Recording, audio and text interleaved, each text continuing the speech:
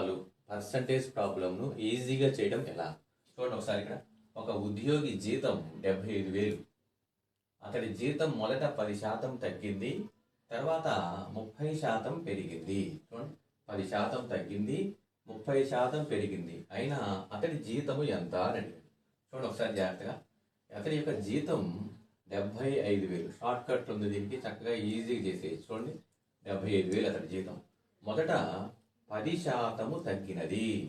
చూడండి, 10% తగ్గినది అంటే 90. 10 తీసేస్తే 100లో 10 తీసేస్తే 90. 90% అంటే 90/100. తరువాత 30% పెరిగినది. 30% పెరిగిందంటే 100కి 30% పెరిగింది. అంటే 130/100. గుర్తుపెట్టుకోండి, 10% తగ్గిందంటే 100కి 10% తగ్గిందంటే 90/100. ఇక్కడ 30% పెరిగినది అంటే 100కి 30% పెరిగింది, 130/100. చూడండి, ఇక్కడ మనకి 4 zeros క్యాన్సిల్ చేసేసుకోండి. క్యాన్సిల్ చేసుకుంటే ఇక్కడ మనకి చూడండి, ఇక్కడ ఈ మొత్తం 75 × 9 × 30. దీన్ని మనం ఇంటూ చేసుకుంటే, మనం మొత్తం ఇంటూ చేస్తే 87,750 రూపీస్.